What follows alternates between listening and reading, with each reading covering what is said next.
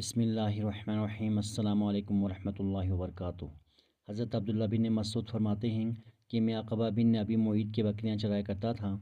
ایک دفعہ نبی کریم صلی اللہ علیہ وآلہ وسلم کا وہاں سے گزر ہوا۔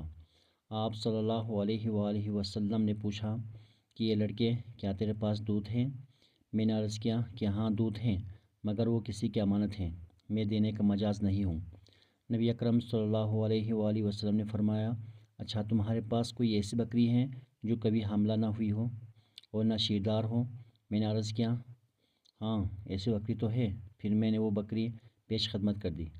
نبی اکرم صلی اللہ علیہ وآلہ وسلم نے اس کے تھنوں پر ہاتھ پھیرا، تھوڑی دیر سہلاتے رہیں، اس کے تھنوں میں دودھ اتر آیا۔ آپ صلی اللہ علیہ وآلہ وسلم نے ایک برتن میں دودھ بھر کر آپ وہ خود بھی پیا اور اپنے ساتھی حضرت ابوبکر صدیق رضی اللہ تعالیٰ عنہ کو بھی پلایا۔ اس کے بعد بکری کے تھن پھر پہلے جیسے ہو گئے۔ ایک بار ابو لہب کے بیٹے عتیبہ نے نبی اکرم صلی اللہ علیہ وآلہ وسلم کی شان میں گستاخی کی، تو نبی اکرم صلی اللہ علیہ وآلہ وسلم نے اس کے حق میں بددعا کی کہ اے اللہ اپنے کتوں میں سے کسی کتے کو اس پر مسلط کر دیں۔ نبی اکرم صلی اللہ علیہ وآلہ وسلم کی یہ بددعا ایسے پوری ہوئی کہ کچھ عرصے کے بعد عتیبہ اپنے باپ ابو لہب کے ساتھ شام کے تجارتی سفر پر روانہ ہو گئے۔ ایک جگہ پڑاؤ کیا، وہاں ایک گرجا تھا۔ وہاں کے لوگوں نے بتایا کہ یہاں تو شیر ایسے گھومتے ہیں جیسے عام علاقوں میں بکریاں گھومتی ہیں۔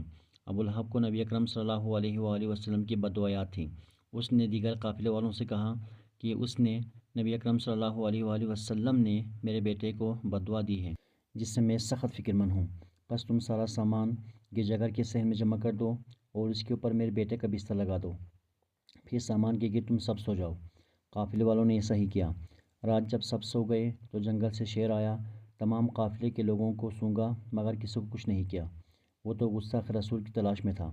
شیر نے پیچھے ہٹ کر ایک اونچی چھلانگ لگائی، سامان کے بلند ڈھیر پر چڑھ گیا۔ اس نے عتیبہ کے چہرے کو سونگا اور اسے چیر پھاڑ دیا اور اس کا سر کھول دیا۔ اس واقعے پر ابو لہب کا بڑا برا حال تھا اور وہ کہے جا رہا تھا کہ میں جانتا تھا میرا بیٹا محمد صلی اللہ علیہ وآلہ وسلم کی بددعا سے کبھی بچ نہیں سکے گا۔ فتح خیبر کے بعد جب نبی اکرم صلی اللہ علیہ وآلہ وسلم کچھ اطمینان سے بیٹھے تھے تو ایک یہودیہ زینت بن حارث نے نبی اکرم صلی اللہ علیہ وآلہ وسلم کے قتل کی ناپاک سازش کی اور ایک بکری کا گوشت زہرآلود کر کے نبی اکرم صلی اللہ علیہ وآلہ وسلم کی خدمت میں ہدیہ کیا۔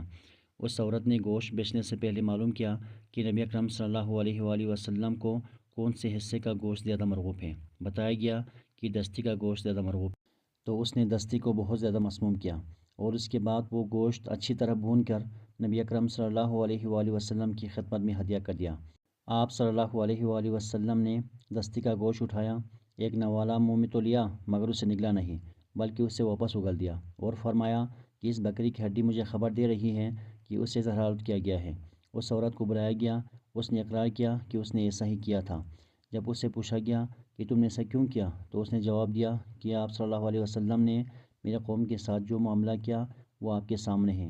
میرا ارادہ تھا کہ اگر آپ عام بادشاہوں کی طرح ہوں گے تو اس زہر سے نعوذ باللہ ہلاک ہو جائیں گے اور میں راحت پاؤں گی، اور اگر آپ واقعی نبی ہیں تو اللہ آپ کو اس کی خبر دے گا۔ اس کے بعد آپ صلی اللہ علیہ وآلہ وسلم نے اسے اس وقت تو معاف کر دیا مگر بعد میں اس زہر کے اثر سے حضرت بشیر رضی اللہ تعالیٰ عنہ کی شہادت ہو گئی، تو پھر آپ صلی اللہ علیہ وآلہ وسلم نے ان کے قصاص میں اس عورت کو قتل کر دیا۔ سبحان اللہ سبحان اللہ سبحان اللہ۔